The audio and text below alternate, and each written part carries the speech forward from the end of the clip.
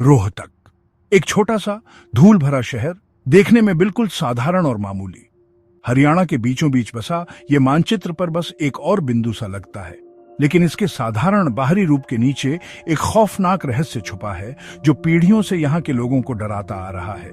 शहर के लोग इसके बारे में फुसफुसाते हुए ही बात करते हैं, मानो उनकी बातें हवा में उड़कर उस अनजान शक्ति तक पहुंच जाएंगी। ये रोहतक में भूत प्रेत की कहानी है जिसने यहाँ रहने वालों की रूह कंपा दी है। दशकों से रोहतक के लोग हमेशा डर के साए में जी रहे हैं। वे कहते हैं कि अंधेरे में कुछ अजीब और बुरी शक्ति रहती है जिसे महसूस तो किया जा सकता है पर देखा नहीं जा सकता। यहाँ अजीबोगरीब घटनाएं आम हैं। रात में सुनसान सड़कों पर अजीब आवाजें गूंजती हैं। शहर पर एक खौफ का साया मंडराता रहता है, जैसे एक काला बादल जो कभी नहीं हटता। इतने डर के बावजूद कोई भी इस भूतिया जगह के बारे में खुलकर बात करने की हिम्मत नहीं करता।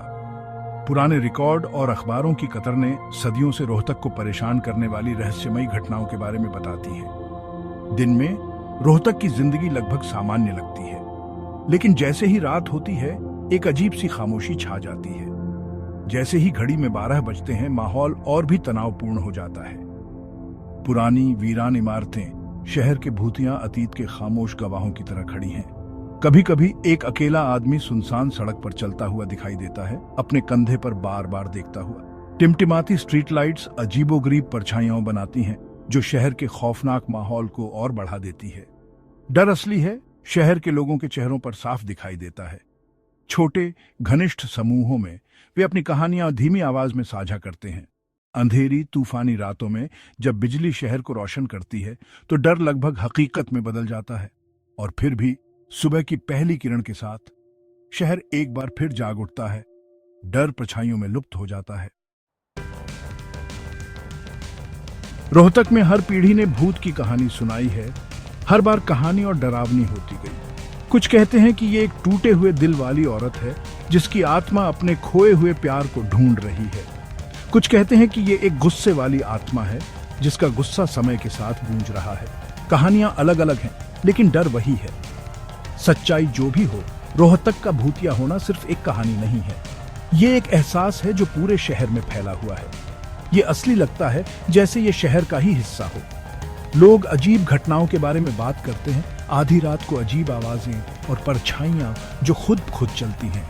हवा में डर भरा है और खामोशी को केवल उन दुखद घटनाओं की गूंज ही तोड़ती है जो बहुत पहले हुई थी। यहाँ की इमारतें भी उदासी और दर्द की कहानियां फुसफुसाती हुई लगती हैं। उनकी पुरानी दीवारें उन डरावनी चीजों की खामोश गवाह हैं जो उनके अंदर हुई थी। शहर का इतिहास त्रासदी की कहानियों से भरा है और हर कहानी रहस्य में एक और परत जोड़ देती है। कुछ लोगों का मानना है कि भूत एक रक्षक है जो शहर को और भी बुरे ताकतों से बचाता है। दूसरों को लगता है कि ये एक श्राप है, पिछले पापों की सजा। लेकिन लोग जो भी माने, एक बात पक्की है, रोहतक का भूत शहर की पहचान का हिस्सा है। ये एक कहानी है जो सुनाई जाती रहेगी, शहर के अंधेरे कोनों में फुसफुसाई जाएगी, पीढ़ी दर पीढ़ी चली जाएगी। ये कहानी जिंदा है, एक भूतिया एहसास जो कभी खत्म नहीं होगा।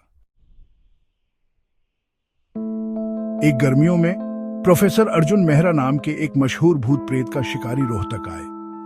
वो भूतों में यकीन ना रखने और अपनी अक्लमंदी के लिए जाने जाते थे। प्रोफेसर मेहरा रोहतक के भूतिया होने के पीछे का सच जानना चाहते थे। वो साबित करना चाहते थे कि ये बस एक कहानी है। प्रोफेसर मेहरा अपने खास भूत प्रेत पकड़ने वाले उपकरण और अपना शक्की दिमाग साथ लाए। उन्होंने लोकल लोगों से सवाल पूछने शुरू किए, शहर के इतिहास के बारे में पढ़ा और रोहतक की सबसे डरावनी जगह पर भी गए। शहर के किनारे पर एक पुरानी वीरान हवेली। इस हवेली ने हर चीज पर एक डरावना साया डाला हुआ था।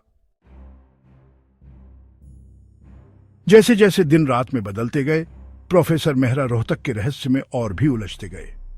हवेली में बस फर्श के चरमराने और बाहर पेड़ों में हवा चलने की आवाजें आती थीं। हर आवाज से उनकी रूह कांप जाती थी। उनके आसपास अजीब चीजें होने लगीं, चीजें खुद ब खुद हिलने लगीं, कहीं से फुसफुसाते हुए आवाजें आने लगीं और परछाइयां नजरों से ओझल होने लगीं। भले ही वो मानना नहीं चाहते थे, लेकिन प्रोफेसर मेहरा ये एहसास नहीं झटक पा रहे थे कि वो अकेले नहीं हैं। उनके अंदर डर का एहसास और मजबूत होता गया। उन्हें एहसास हुआ कि रोहतक का भूतिया होना सिर्फ एक कहानी नहीं थी, ये असली थी और बहुत डरावनी थी। एक रात प्रोफेसर मेहरा हवेली की धूल भरी लाइब्रेरी में अकेले थे, सुराग ढूंढने के लिए पुरानी किताबें देख रहे थे। अचानक एक भयानक चीख ने खामोशी को चीर दिया। ये इतनी डरावनी थी, इतनी भयानक थी कि ऐसा लगा जैसे हवेली खुद कांप रही है। प्रोफेसर मेहरा का दिल तेजी से धड़क रहा था जब वो धीरे धीरे आवाज की तरफ बढ़े। जैसे ही वो हवेली के पीछे पुराने कुएं के पास पहुंचे, हवा में एक भारीपन सा छा गया। उनके रोंगटे खड़े हो गए और उन्हें ठंडा पसीना आने लगा। उन्हें अंधेरे में कोई बुरी शक्ति छुपी हुई महसूस हो रही थी। प्रोफेसर मेहरा ने कुएं के अंधेरे में देखा और उनकी आंखों के सामने धीरे धीरे एक भूतिया आकृति दिखाई दी। रात शांत थी, हवा में एक अजीब सी खामोशी थी। उन्होंने कहानियां सुनी थी, लेकिन उन्होंने कभी उन पर यकीन नहीं किया। अब तक ये एक जवान औरत का भूत था जिसके लंबे काले बाल थे और चेहरा दर्द और उदासी से भरा हुआ था। उसकी मौजूदगी रहस्यमय और डरावनी दोनों थी। गांव वालों ने उसकी दुखद कहानी सुनाई थी। उसकी आंखें चौड़ी और खाली थीं, सीधे उनके आर पार देख रही थी। वो अनंत पीड़ा की दुनिया की खिड़कियों जैसी थी। ऐसा लग रहा था जैसे वो किसी चीज या किसी को ढूंढ रही हो। प्रोफेसर मेहरा की रीढ़ में एक सिहरन दौड़ गई। उनके आसपास का तापमान अचानक गिर गया। ये एक ऐसी ठंड थी जो शरीर से परे थी। वो हिल नहीं सकते थे। उनका दिमाग समझ नहीं पा रहा था कि वो क्या देख रहे हैं। हर तार्किक विचार उस भारी डर में डूब गया था। औरत की चीखें उन्हें घेरती हुई लग रही थी। वो सिर्फ आवाजें नहीं थीं, बल्कि एक तड़पती हुई आत्मा की गूंज थी। फिर जितनी जल्दी ये दिखाई दी थी, उतनी ही जल्दी गायब हो गई।